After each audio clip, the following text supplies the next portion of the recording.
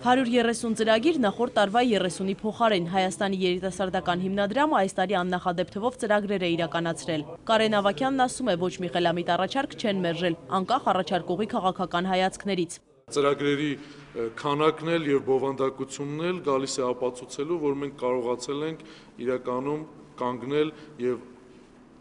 ցանկացած այն երիտասարդի կողքին ու կազմակերպության կողքին, ով դիմել է Հայաստանի երիտասարդական հիմնադրամ։ Այս տարվա ծրագրերում գերակշռել են կրթականները, սոցիալապես անապահով եւ լավ սովորող 600 ուսանողներ կրթաթոշակ են ստացել, յուրաքանչյուրը 100,000 դրամ։ Հիմնադրամը կրթաթոշակներ կբաժանի նաեւ մյուս տարի։ Առաջին կուրսում մենք խրախուսում ենք կրթաթոշակի տեսքով իր առաջադիմությունը, իսկ երկրորդ կուրսից սկսած արդեն ուսանողը ինքը իր գիտելիքներով, իր առաջադիմությամբ կարողանում է արդեն անվճար համակարգում հայտնվել։ Քվանտ վարժարանը կառավարությունից այս տարի 50 միլիոն դրամ է ստացել։ Վարժարանի ուսանողներն այժմ փորձերն անում են սեփական լաբորատորիայում։ Հիմնադրամի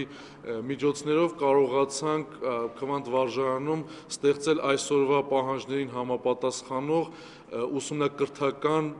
բոլոր տեսակի լաբորատորիաները։ Դրամաշնորհներ, դասընթացներ, միջոցառումներ, երիտասարդական հիմնադրամի աջակցությունը երիտասարդներին բազմապրոֆիլ է, երբեմն համազգային։ 2011-ի բազա երիտասարդական փառատոնին մասնակցել է ավելի քան 1000 երիտասարդ Հայաստանից, Արցախից, Ջավախքից եւ Սփյուռքից։ Մյուս տարի ամենահաջողված ծրագրերը կկրկնեն, նոր ծրագրեր նույնպես կլինեն։ Իզաբելլա Հովհաննիսյան, Գևորգ Մանուկյան, ժամը լրատվական։